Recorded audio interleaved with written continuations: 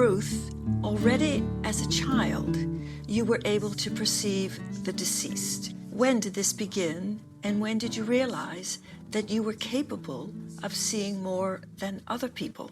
Actually, when thinking back to my childhood, I always had very sensitive antennae, and I always felt connected to the ethereal world. Of course, I had no words for it, but for me it was very natural that there was more than simply what we see here in our world. That is, so to speak, the material. And my first memory started, I think, when I was about 4 years old. And especially I have memories of the nights, because that's when I really realized that something was different. And above all, it's the time when we were living in a very old house I have memories of, and this was a farmhouse where in fact my mother was born, and which I think was built around 1880, and where I woke up at night seeing beings. I thought these beings were burglars, or just simply people who came into the house and actually weren't supposed to be with us at all. And that's when I noticed that something was unusual, something that also frightened me and that I was unable to understand. For example, I can remember a certain man very well. I can still see him before me today as if it were yesterday.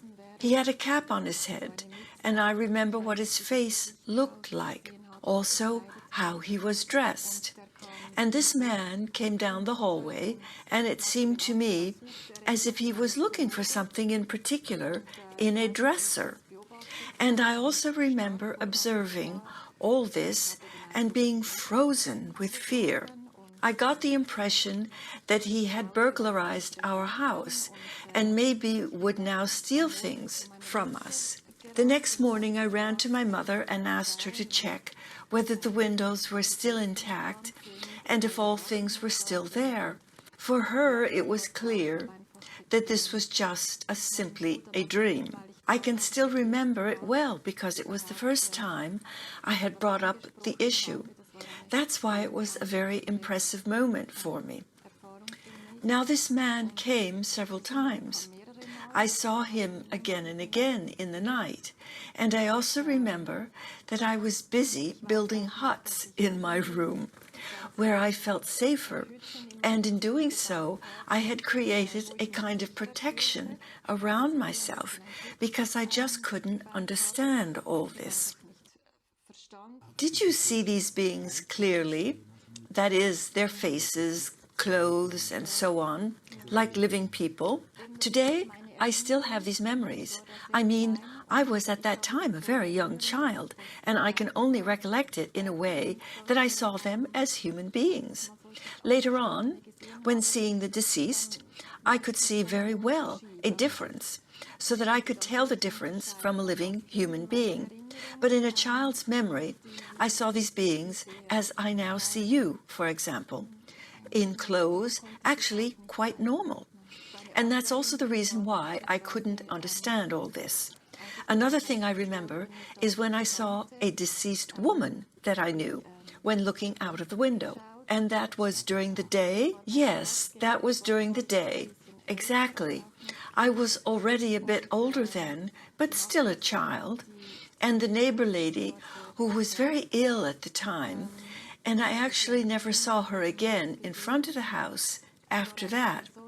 She was Italian, and it had always been very important to her that everything looked nice. She always used to care for the flowers and to clean everything nicely. Well, she just attached particular importance to everything looking very nice. But she wasn't able to do that anymore while she was ill. I still remember looking out of the window and seeing her wiping the stairs as she used to. And it was actually quite clear to me then, I see, she has now died. And what I also still remember is how then on the same day we all saw the obituary in the newspapers, and that was also something that didn't frighten me and even helped me a bit to put it into context, because it was like, well, it also impressed me how someone actually continued to do all the things they were used to doing even after death. And even later, when I thought about it, I came to the conclusion that it just takes time after death to detach yourself from the things that were important to you in life. And this was also such a formative experience for me. Well, an experience that I will never forget, which is a very beautiful and also a very formative experience for me, has to do with my paternal grandmother. She had always been a very important person in my life. She was a very warm person who was able to convey to me the warmth and coziness a child needs. I was always very happy to be with her, and she pampered me, and we had fun. And when I was 17 years old, I went with friends to the south of France to a campsite. Grandmother wasn't actually particularly ill, although she wasn't that fit, but she wasn't ill either. So there was no reason for me to assume that something could happen to her in this respect. Then one night, that was about in the early morning hours, I had a kind of dream, or rather, it wasn't a dream. It's still difficult to describe. I would say now in retrospect, it was as if I left my body and I did not see myself any longer, and so I met her. But she wasn't physically visible to me either. It was like an encounter of both of us, I'd say on a purely spiritual level. Our energies met, so to speak. And this was, funnily enough, at a crossing in the place where I lived.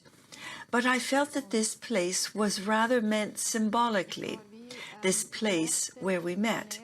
And it was as if I accompanied her across the street. And I realized that the closer we got to the other side of this street, that she was going into another world, that her life energy was weakening at that moment, and she just went into another world. And I was allowed to accompany her to this place. And there was an unbelievable calm at that moment. A peace I have never before experienced. And the moment we arrived across the street was a very, very beautiful moment for me. And it was as if I was letting go of her. And I knew she was now going to the other world. And this was as if, for a short moment, I was allowed to feel this world with its peace and calm, and I was happy. I wasn't sad, and I knew that she had now gone into this other world. So I woke up and said to my then boyfriend, "My grandmother has died now." And he replied that this just must have been a bad dream. Certainly, just simply a dream. But for me, there was no doubt. I knew I was allowed to accompany her and that she had left. A few hours later that day, it might have been the afternoon, when my parents contacted the campsite, and when I called them back, they told me that grandmother had passed away peacefully in hospital around 5 a.m. And though I actually didn't know that she was in hospital, I felt I was with her at that moment when I, at the same time, was allowed to accompany her. Of course, I was sad she was gone. Of course, I was sad that she was gone, because it's indeed painful when a person we love so much is no longer with us. But at the same time, I was happy because I just knew she is fine where she is now, and there is peace, and it's beautiful there. I experienced all this as a very great gift that I was allowed to do that, and it was really a gift to me. But the whole thing was also quite symbolic for the nice togetherness that we had on earth. And so it was really a gift. And almost 20 years later, she then visited me again. Before, she wasn't with me. I remember this very well.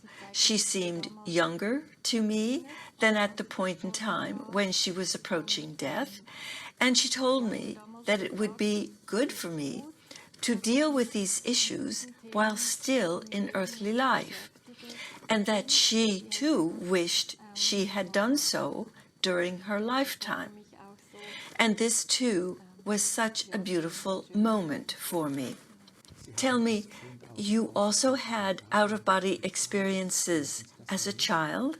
Well, that's something I still think about today. Where was I in that moment? What actually does that mean? But it is not possible for me to finally say this, but it's something that I have very, very strong memories of. And when I think about it, it's as if it was yesterday. It's just very impressive.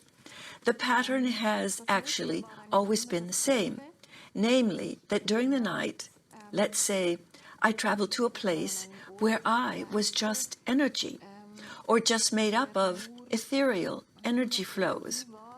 I am not sure if I'm using the right words here, but actually these were like yellow-red and orange-red flows of energy.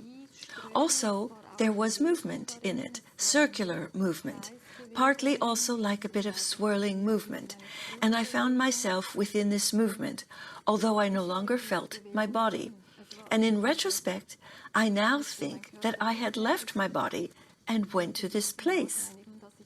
There was also a kind of sound or sounds that I heard, which were also combined with this energy, so that it was all like an interplay, and these are sounds that I have never heard here on earth. However, it's very, very difficult for me to describe this. Perhaps one could best say that they were spherical sounds, or it was something very distinctive, but it was also combined with these colored flows of energy, and I felt like I was inside them. I moved inside of them. It was something very distinctive, but it was also combined with these colored flows of energy, and I felt like I was inside of them. I moved inside them. Interestingly, it felt pleasant and unpleasant at the same time, or better said, neither nor. Also, it had something strenuous, and at the same time, it was also something familiar. Something where I realized that I knew it. There was also a familiar feeling about it. It gave strength, and afterwards, when thinking about it, I also considered that maybe it was exhausting, because it didn't really fit in with my actual life. It was as if I moved to another place with a different frequency, a different energy, and a different sphere. And I still remember doing that very, very often. Ruth, how has your spiritual perception developed in the course of your life? Well, as a child, I had these experiences. I have given here a few examples, but I also realized that other people do not experience this, at least not to the extent, and moreover, I could not talk about it. And the older I became, the more I was busy with my earthly life, and therefore I no longer had as many perceptions. But I still felt united with, let's say, the world beyond. That has always been a reality for me, and it was just simply there. And yes, I felt this special connection. But then, the older I became, I had fewer spiritual perceptions, For example, as a teenager, there were sporadic events like the one with my grandmother when I was 17 years old. After that, I devoted myself to my studies, and I think I was 22 or 23 when a colleague told me about a person who was working as a spiritual medium. Whereupon I became curious and thought about making an appointment with this medium, which I then indeed did, and somewhat later I also attended courses with her. And that was actually the moment when I had the opportunity to exchange views on these topics for the first time, and thereby I had many aha moments in situations where I then was able to define these things more definitely. During these courses, I then realized that my spiritual abilities had come back very quickly. That was like, it was amazingly easy, and I was then able again to contact and see the deceased, for example, and also feel and recognize the ethereal energies people have. And in doing so, I also learned how to consciously bring about something like this, so that I could consciously, I usually say, be online and offline, what was very important, because I often went through the world with my fine antennae, thereby absorbing a lot.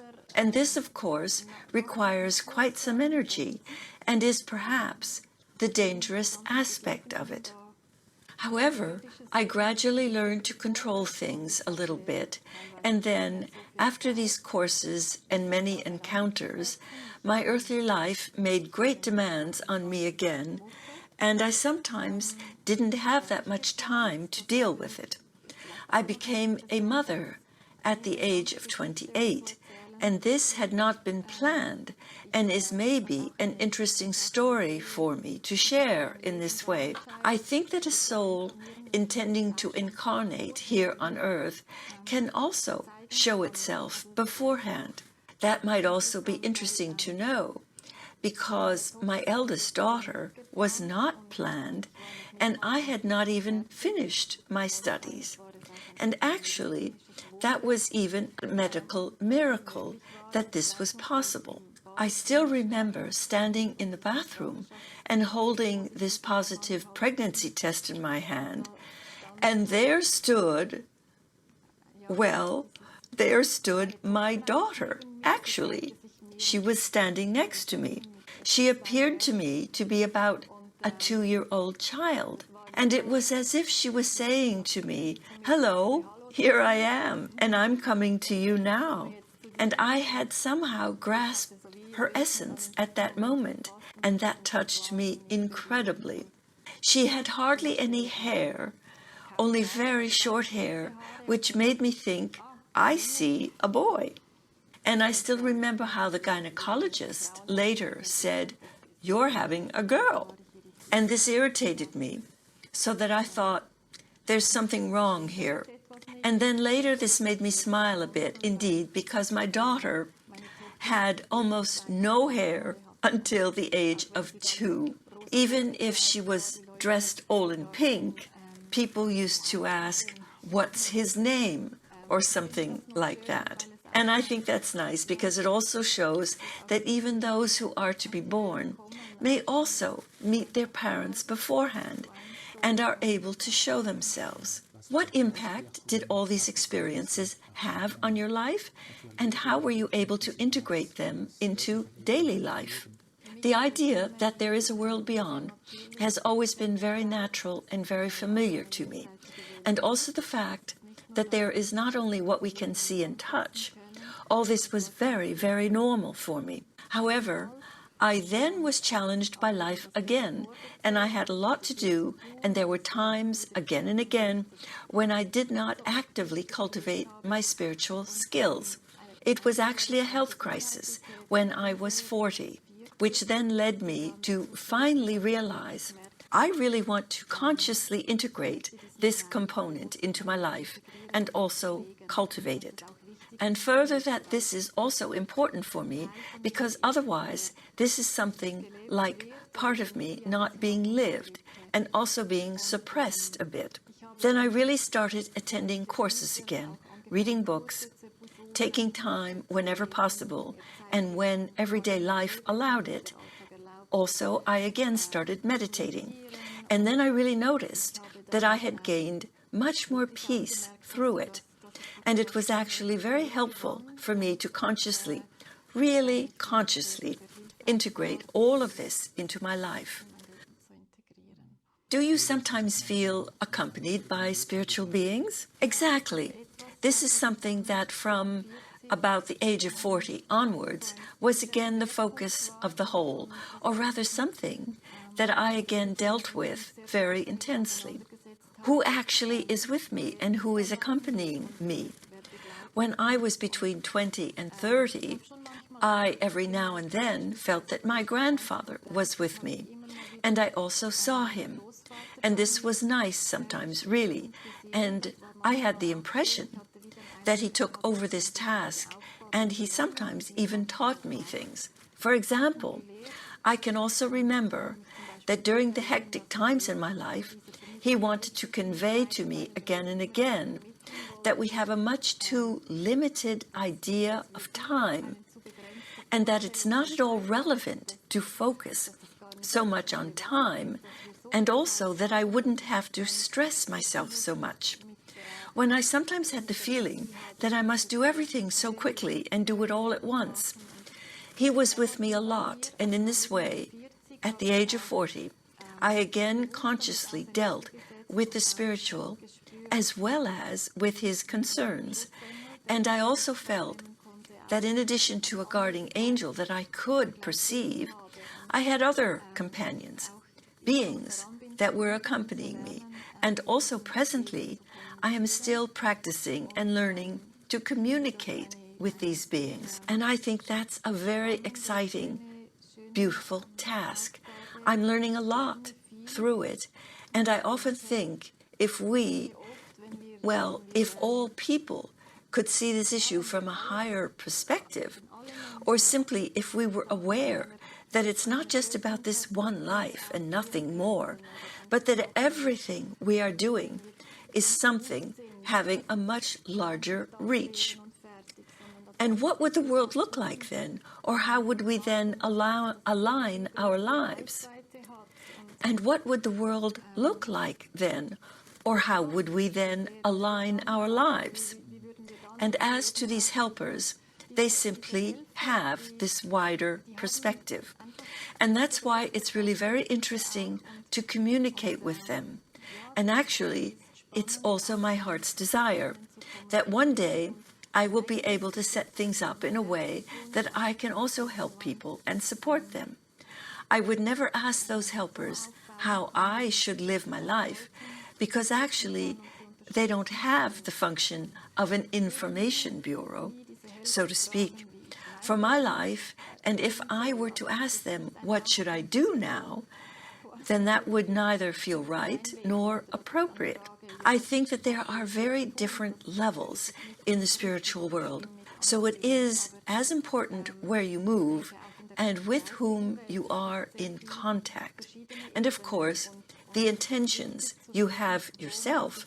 So it's important not to exclusively take action for yourself and your own benefit, but really out of helping intention for others.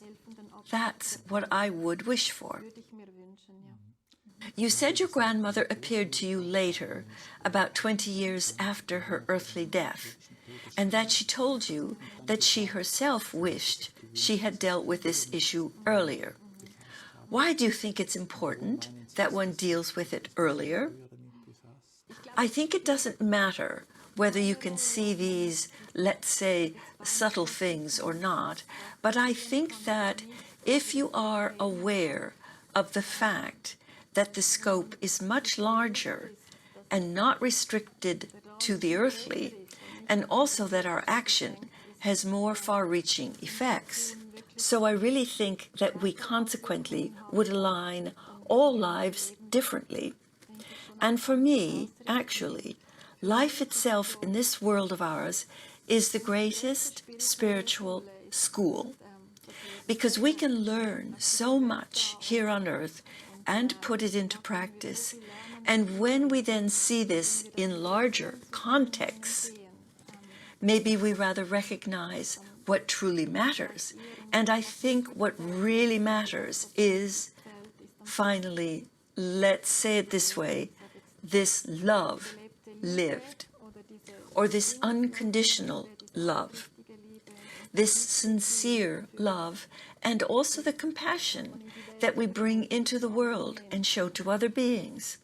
So I think that if we have dealt with those issues beforehand during earthly life, thus having attained such consciousness, we will recognize that the gestures we are making, no matter how small, can give us much more inner peace.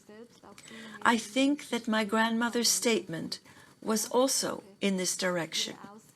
So it's not that you have to be able to see something spiritual, or that this is the only thing that is relevant, but what's relevant is how we align our life to the true things that matter. Ruth, thank you very much for the interview. It is I who thanks you.